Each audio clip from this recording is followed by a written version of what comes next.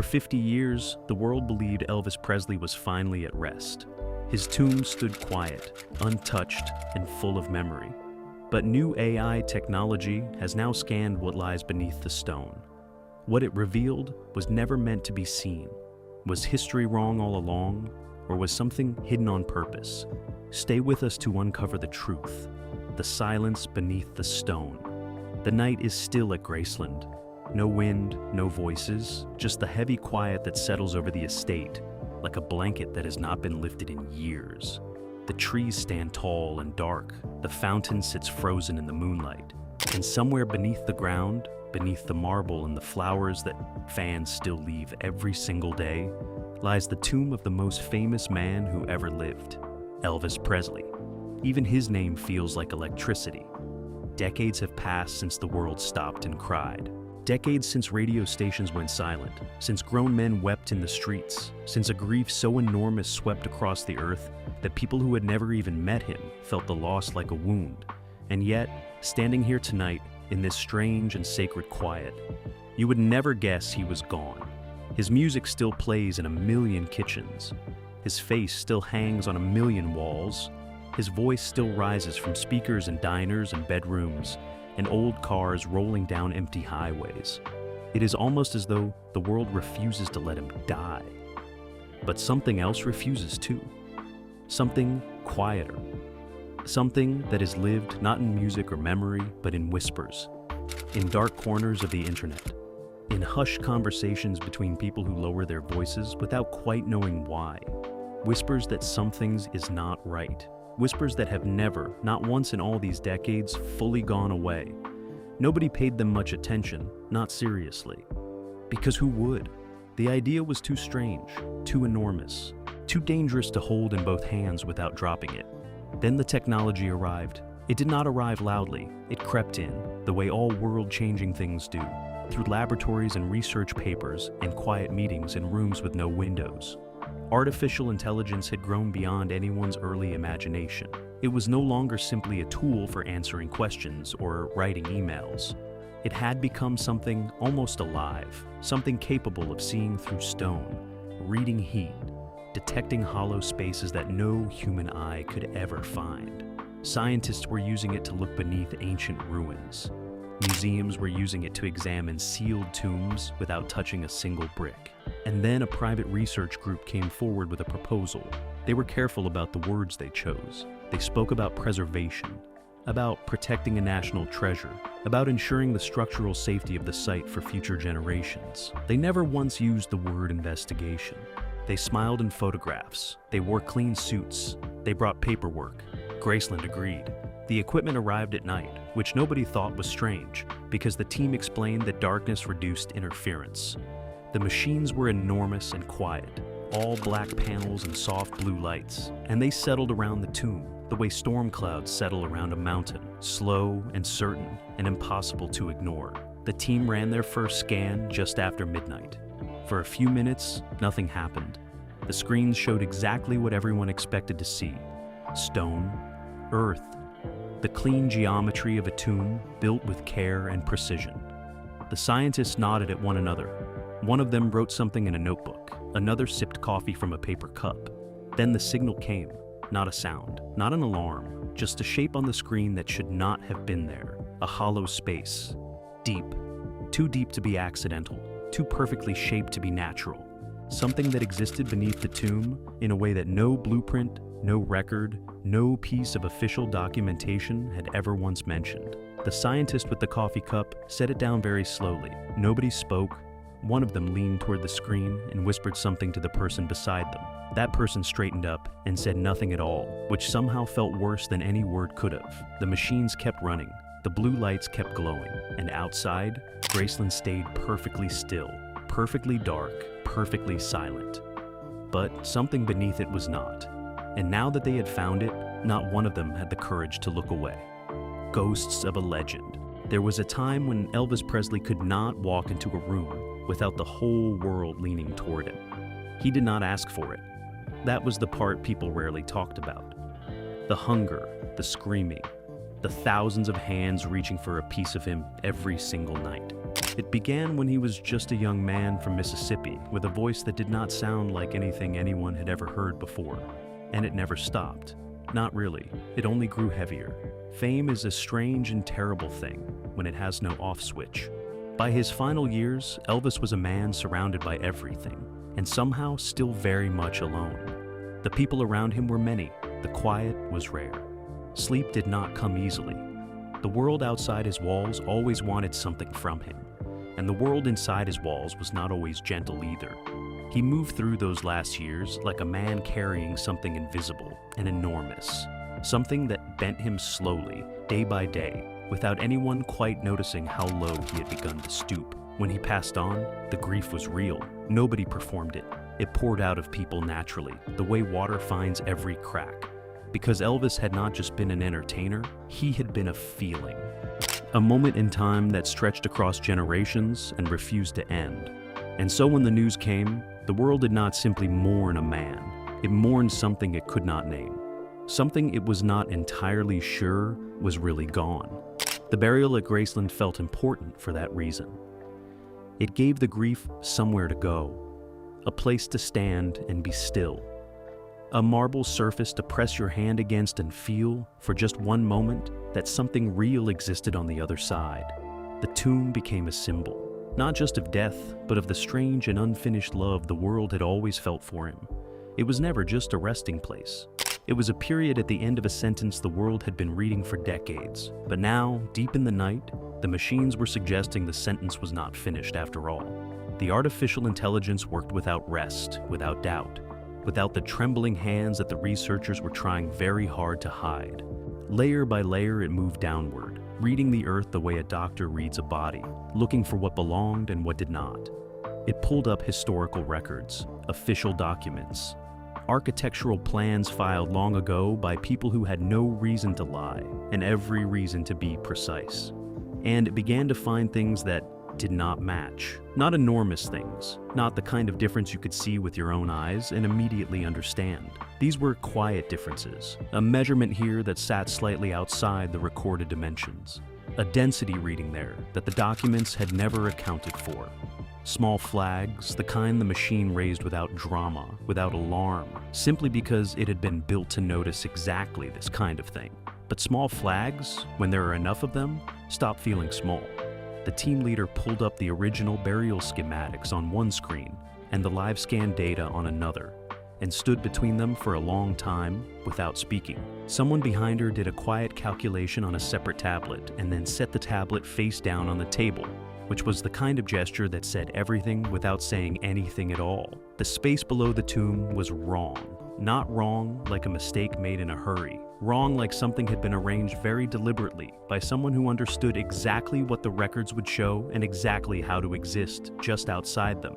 The room had gone very still again. One researcher suggested, carefully and without looking at anyone directly, that perhaps they should stop, report what they had found, hand it to someone else, someone official, someone whose job it was to carry things this heavy. Nobody agreed. Nobody disagreed either. They simply turned back to the screens and they went deeper, the scan that changed everything.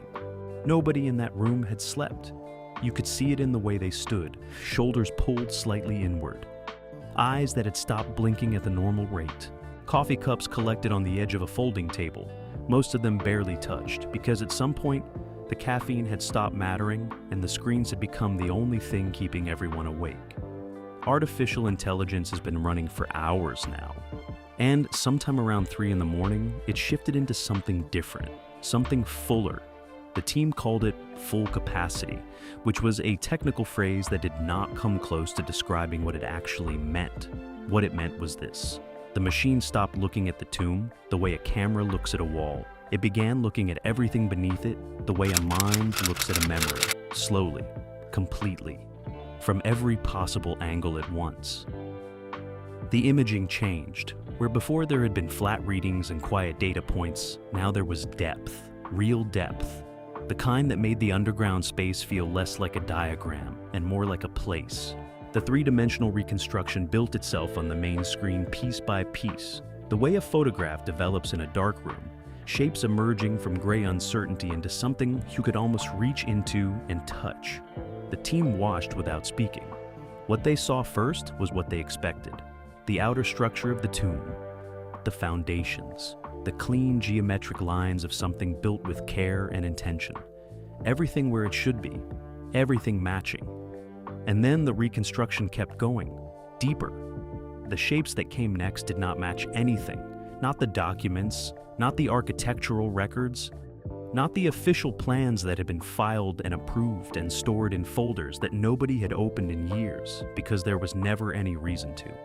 What appeared on the screen beneath the known structure was a series of voids, empty spaces arranged in a way that the Earth does not arrange itself. Chambers, almost. Not large, not obvious, but deliberate, but shaped by decision rather than accident.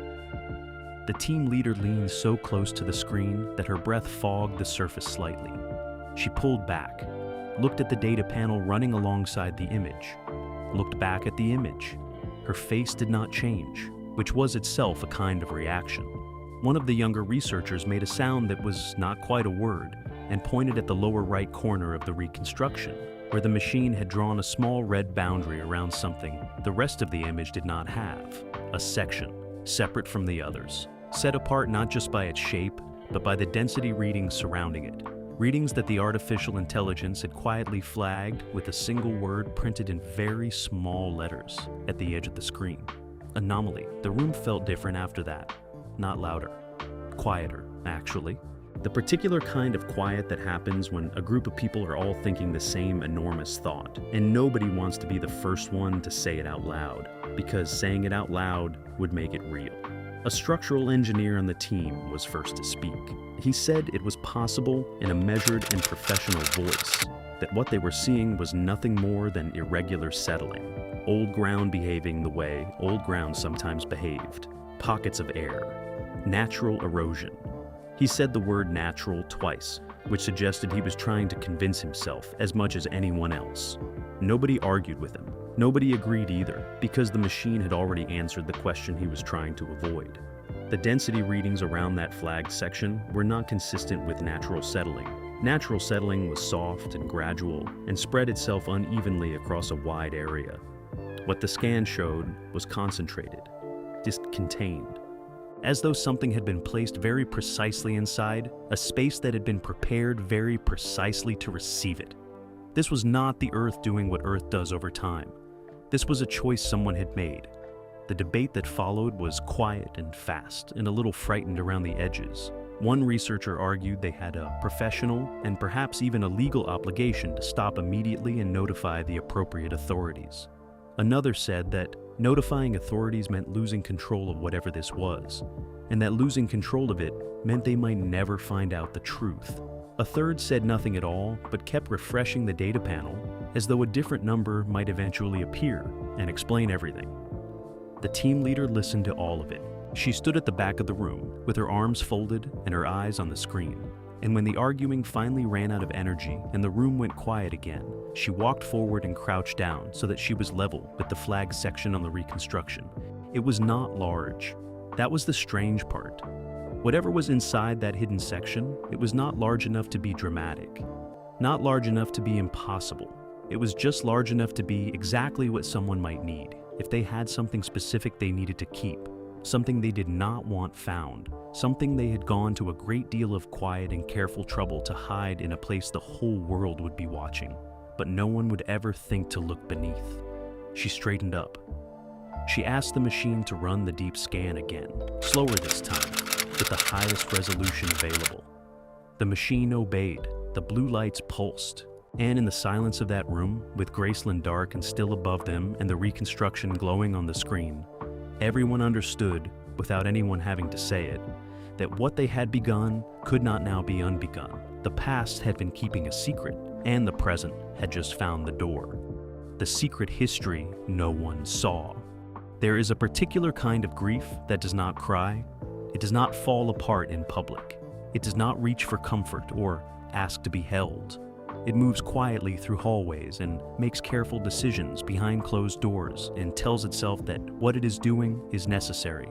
That protection is a form of love, that some truths are too large, too dangerous, too tender to hand to a world that has never once been gentle with the things it claims to cherish most. That was the grief that surrounded Elvis Presley in his final chapter. Not the screaming grief of fans, not the public grief that flooded the streets and filled the newspapers. The other kind.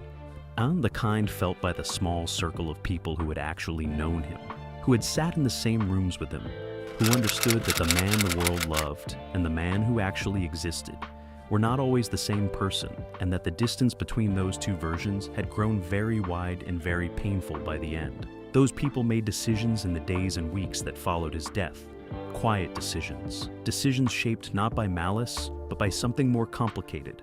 A desire to protect what remained, to guard the version of him the world needed, to ensure that the grief everyone was feeling had somewhere clean and permanent to rest, without being complicated by truths that would only cause more pain.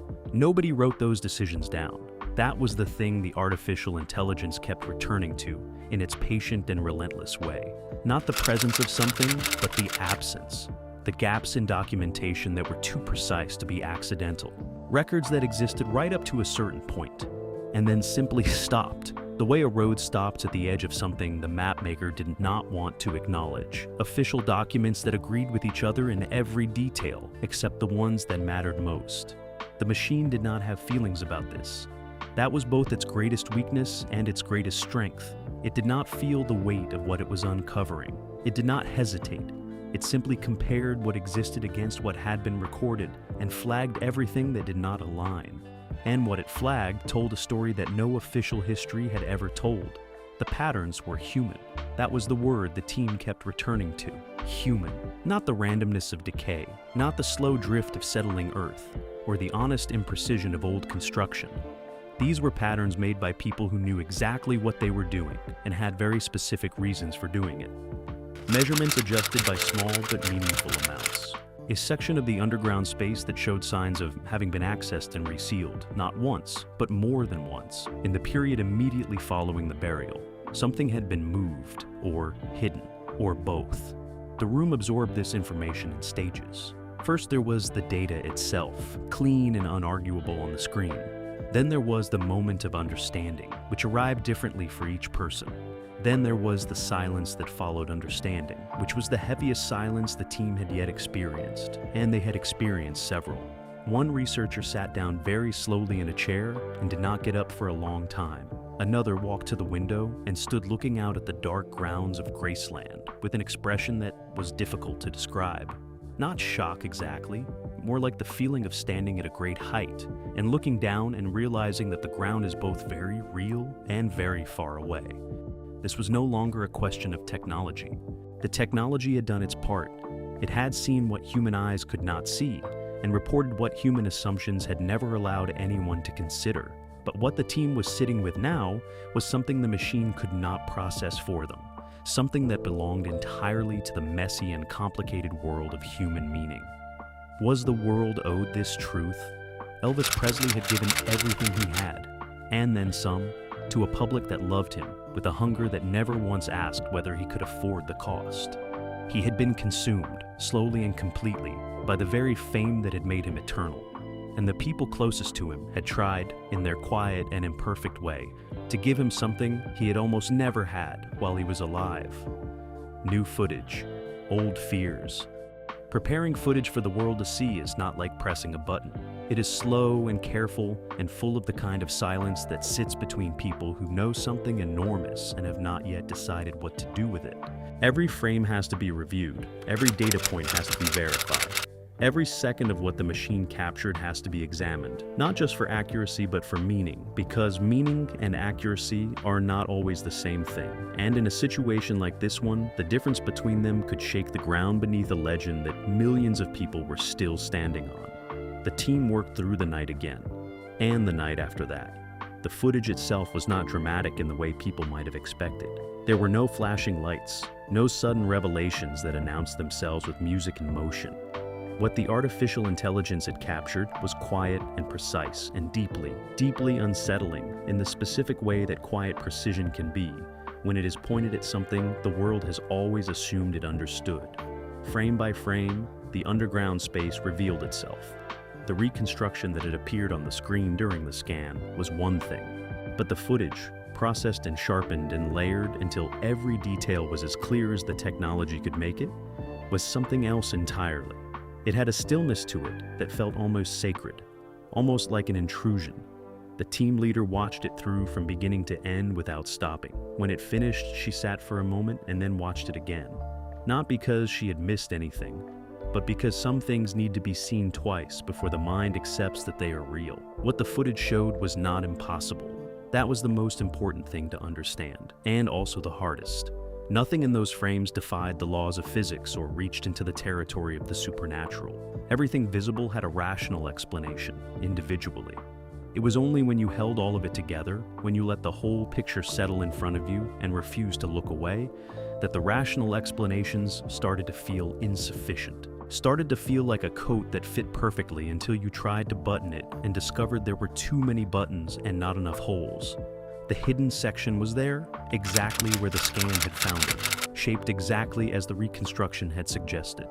And the readings surrounding it told the same story they had told before, only louder now, more insistent. The density patterns, the deliberate arrangement, the signs of human decision embedded in every measurement. But there was something else.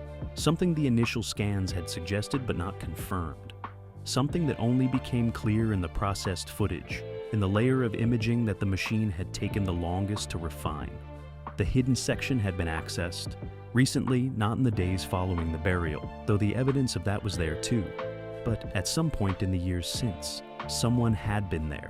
Someone who knew exactly where to go and exactly how to move without leaving the kind of trace that ordinary eyes would ever find.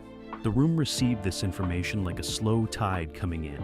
Outside, the world had begun to sense that something was happening. Nobody had released anything officially, but information has a way of seeping through walls when enough people are holding it. Journalists had appeared near the gates of Graceland. Legal representatives had begun making calls. A media organization that had somehow learned of the research group's presence sent a formal request for comment that arrived in 3 languages, which told you something about how wide the interest had already spread. The pressure was real and growing, and it pushed against the walls of the room where the team sat with their footage and their findings and their very human uncertainty. Because here was the thing that none of the legal concerns or media requests could touch. The thing that sat in the center of all of it, like a stone in still water. The footage did not answer the question everyone was eventually going to ask. It did not close the door on decades of whispered doubt. What it did was something more complicated, and in many ways more troubling. It took a history that the world had agreed upon, a settled and accepted and mourned history, and it placed a question mark at the end of it, not an exclamation. Not a revelation that rewrote everything cleanly, just a question. The legacy that refused to rest. The world found out on a Tuesday. Not through a press conference with bright lights and prepared statements. Not through an official release carefully worded by people in expensive suits. It came out the way most enormous things come out. Sideways and quietly and faster than anyone had planned. A thread pulled in one corner that unraveled something much larger before anyone could decide whether the unraveling should happen at all. By Wednesday morning, it was everywhere. The reaction was not one thing.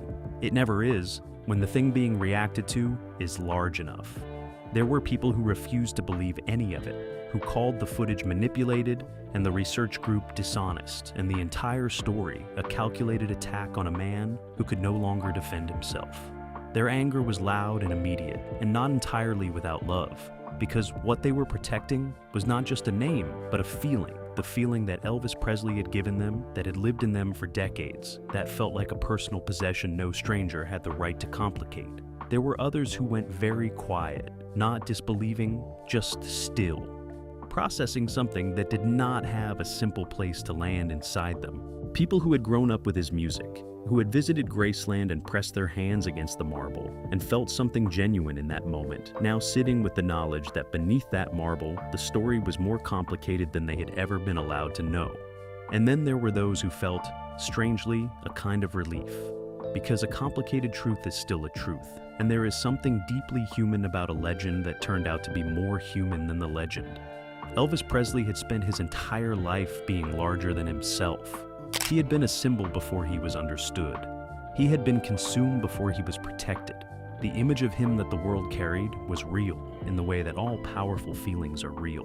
But it had always been incomplete, smoothed at the edges, stripped of the difficult and the loneliness and the very ordinary pain that had lived inside the extraordinary life. What the footage gave the world, in the end, was not scandal. It was dimension.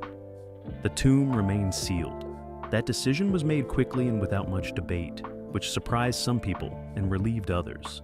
Whatever lay beneath it, whatever choices had been made in grief and love, and the desperate human desire to protect something precious, it would stay where it was. Some doors are found and still not opened. Some discoveries are complete simply in the finding and do not require the taking apart of everything that followed.